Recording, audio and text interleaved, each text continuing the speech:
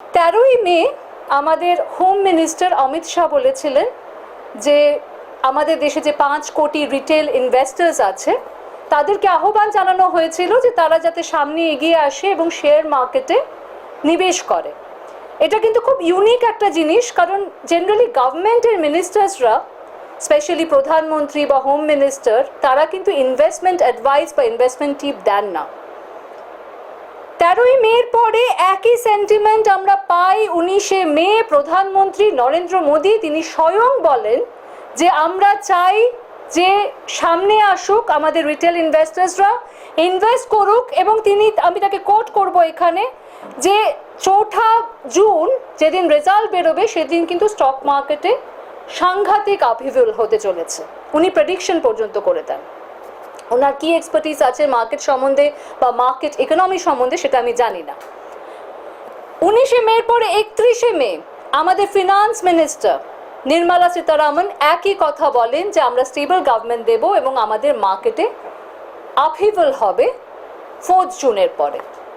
তারপরে 1 জুন আমাদের ইলেকশনের 7th ফেজ সম্পন্ন হয় এবং সন্ধেবেলা আমরা এক্সিট পোল নামক ড্রামা দেখতে পাই।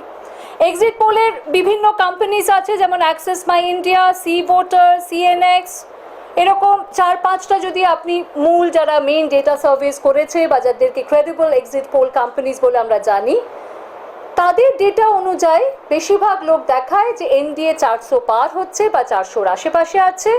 যদি আপনি অ্যাভারেজ নেন 380, যদি আপনি পোল অফ পোলস নেন, এবং তাতে দেখানো হয় যে ইন্ডিয়া জোট নাকি 100, যদি আপনি অ্যাভারেজ নেন 136, অর্থাৎ অনেকে দেখায় 130, অনেকে দেখায় 120, 110, কেউ দেখায় 140, অ্যাভারেজ নিলে 136।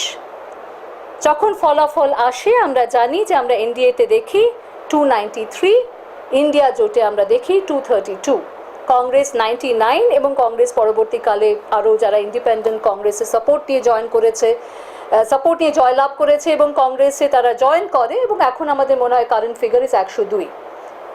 এবার আজকের দিনে আমার প্রশ্ন হচ্ছে যে এক্সিট পোল ভুল হতে পারে, কিন্তু এতটা ভুল, এরর অফ মার্জিন এত বেশি, এবং সবকটা ভুল, সবকটা ডেটা কোম্পানির একই ডিরেকশনের ভুল, এটা কিভাবে জাস্টিফাই করা যায়? আমার সেকেন্ড প্রশ্ন হচ্ছে যে যারা এক্সিট পোল করলো তারা কি ডিসক্লোজার দেয় যে তাদের ফান্ডিং কোথা থেকে আসে? যেমন আমরা জানি যে Axis My India Pradeep Gupta internal polls করেন বিজেপির থেকে, এবং তিনি বিজেপির পেরোলে আছেন, এবং এটা সত্যি কথা, এটা পাবলিক ডোমেনে রয়েছে, কিন্তু এই ডিসক্লোজারটা কি তিনি করেছিলেন যে তিনি বিজেপি তার ক্লায়েন্ট, বিজেপি থেকে তিনি পেমেন্ট নেন? আমার থার্ড প্রশ্ন যে এদের মেথডোলজি কি, এদের স্যাম্পল সাইজ কি? যেমন একটা এক্সিট পোল কোম্পানির 1 লাখ ভোটারের স্যাম্পল সাইজ, যেখানে 100 কোটি মানুষ ভোট দিয়েছে, তাহলে এদের স্যাম্পল সাইজ কি, এদের মেথডস কি, এদের কিসের বেসিসে এক্সিট পোলের ডেটা রিলিজ করছে?